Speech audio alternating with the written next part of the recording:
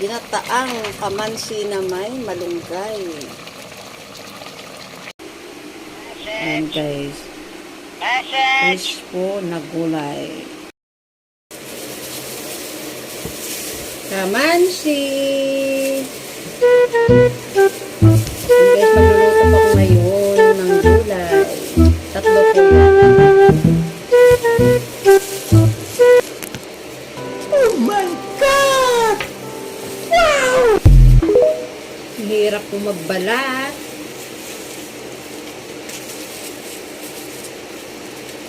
Huh?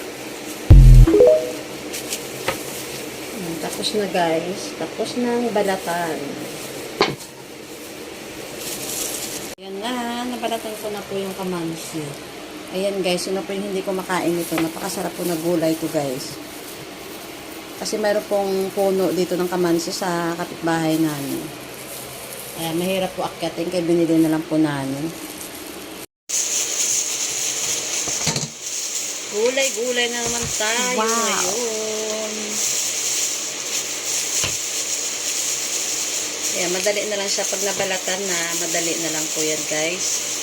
Mahirap na kasi siya pag binalatan. Matrabaho. Ayan, ito, himahimayin mo na lang siya kasi nabalatan na siya. Ayan. Masarap po yan guys, parang langka po siya. Ako kasi sanay ako sa gulay. Ito ko yung naling may gulay. Para makulay ang buhay.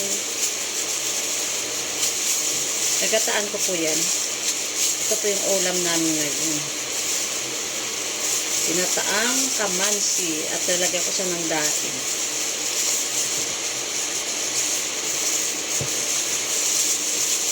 Kahapon pa ito na po yung pag-slice ng kamansi. Ayan, ready to cook na siya. Magluluto na ako. Ito po yung unang gata. Yan lang po yung sahog ko. 2 daing. Hindi ako nakabili kasi maulan. Ito po yung pangalawang gata. Mas masarap po kasi yung ilaga mo siya sa gata. Ayan guys, lalagay ko na po yung kamansi. Kamansi. Kulay na naman tayo guys. Ayan, masarap po yan. Masustansya at healthy po sa ating katawan. Tara na, nagluto na ako ng gulay. Ng gulay na kamansi. Ilagay ko na ang kanyang mga sibuyas, kamatis, bawang.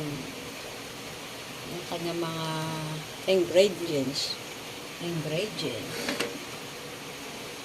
Po natin yung ating gulay. Wow, ayan. Lalaga ko po. Laga ko muna natin para lumambot.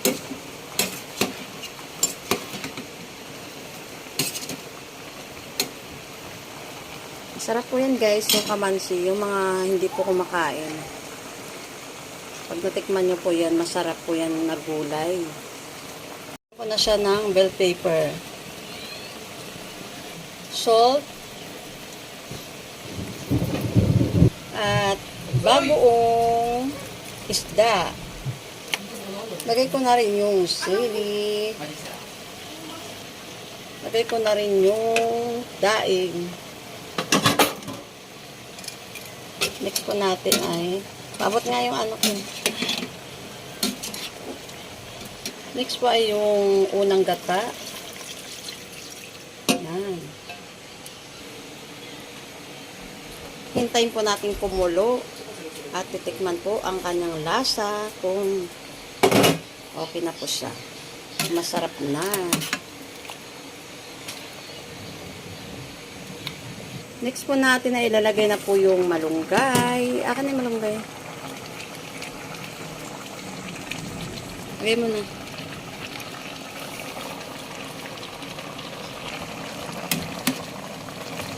Ito na guys. Kakain na po tayo ng hapunan. Ito po yung hapunan namin. Gulay.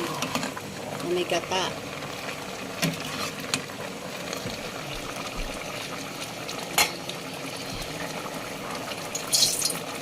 Gulay, ang buhay.